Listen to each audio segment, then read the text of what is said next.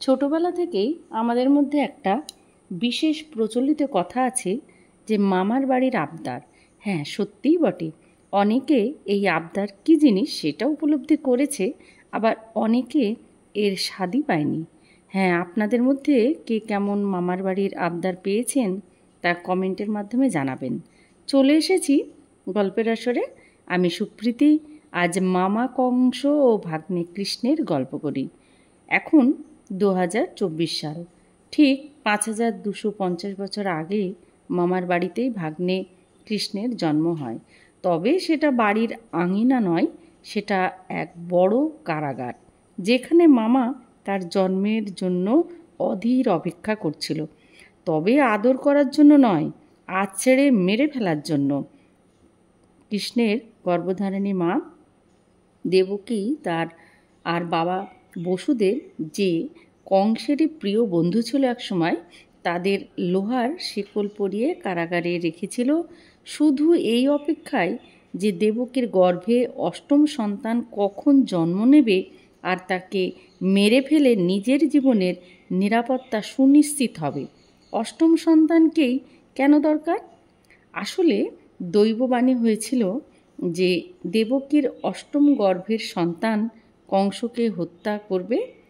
হ্যাঁ, দেবকী দাদাকে কাতর অনুরোধ করেছিল যে প্রথম 7 সন্তানকে বাঁচতে দাও, কিন্তু না, নিজের মৃত্যুর সমস্ত পথ আঁটোসাঁটো করার জন্য কোনো সন্তানকেই তিনি ছেড়ে দেননি।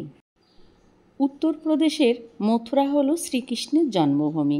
কংসের সেই কারাগারই হলো কৃষ্ণ জন্মভূমি মন্দির।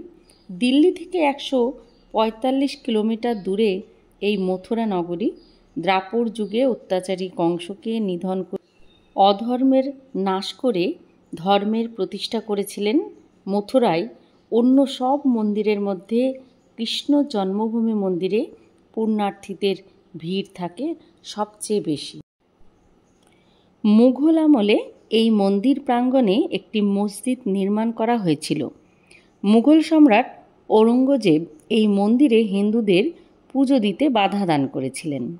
বিভিন্ন সময় এই স্থানে উল্লেখযোগ্য মন্দির নির্মাণ করা হয়েছিল। প্রচলিত বিশ্বাস অনুসারে শ্রীকৃষ্ণের নাতির ছেলে কংসের কারাগারে কৃষ্ণের জন্মভূমিতে প্রথম মন্দিরটি স্থাপন করেছিলেন।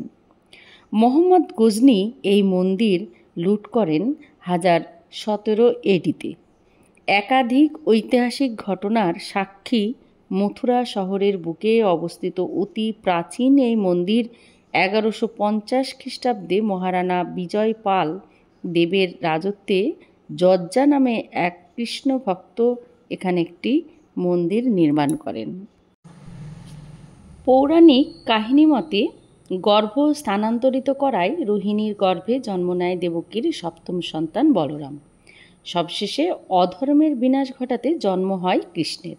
তবে তার প্রাণ রক্ষার্থে ভগবান বিষ্ণুর নির্দেশ অনুসারে বাসুদেব কৃষ্ণপক্ষের সেই দুর্বার প্রলয়ের রাতে সদ্য ভূমিষ্ঠ সন্তানকে মা যশোদার কাছে রেখে আসেন, পাশাপাশি তার যশোদার কন্যা সন্তানকে নিয়ে আসেন।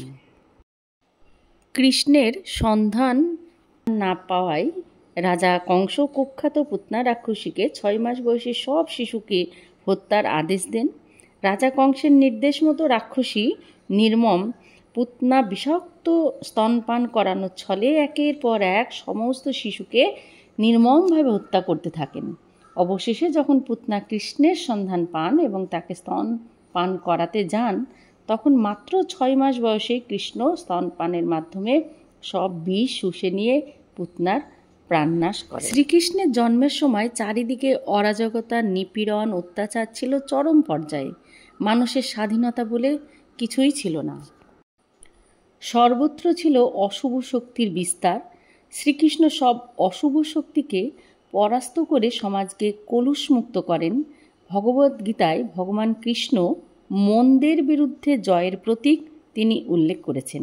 যখনই পৃথিবীতে মন্দের উত্থান ঘটে এবং ধর্মের অবনতি ঘটে, তখন তিনি মন্দের বিরুদ্ধে লড়াই করার জন্য পুনর্জন্ম লাভ করবেন এবং মানুষকে সঠিক পথে নিয়ে যাবেন।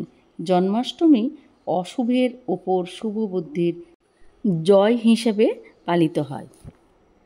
বর্তমানেও যেন অশুভ শক্তির বিনাশ ঘটে এবং শুভ শক্তির সূচনা হয়, সবাই যেন শান্তিতে থাকতে পারে এই আশা নিয়ে আজকের ভিডিওটি এখানেই শেষ করছি। ভালো লাগলে পাশে থাকবেন অবশ্যই।